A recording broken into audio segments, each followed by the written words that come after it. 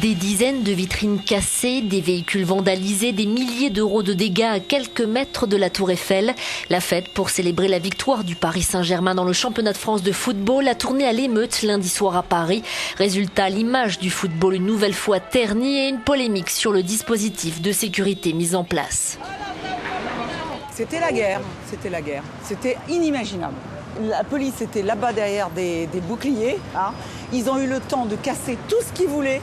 Personne n'est venu les voir et essayer de les arrêter. Personne. Débordement des supporters ultras du PSG, casseurs venus en découdre avec les policiers. L'esplanade du Trocadéro s'est transformée en champ de bataille. L'opposition réclame des comptes au ministre de l'Intérieur. Manuel Valls riposte en accusant la droite de dénigrer le travail de la police. Ce qui s'est passé hier est extrêmement grave.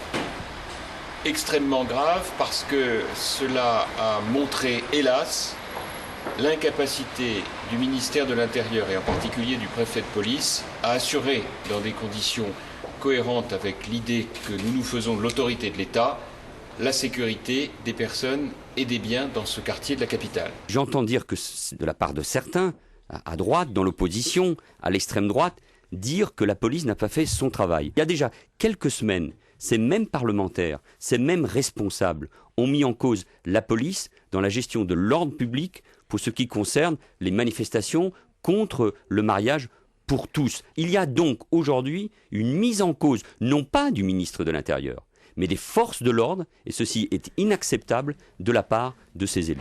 Le sacre du PSG a tourné au fiasco, 32 blessés, 39 personnes arrêtées. Même les joueurs du PSG ne sont restés que 5 minutes sur le podium sans s'adresser à la foule.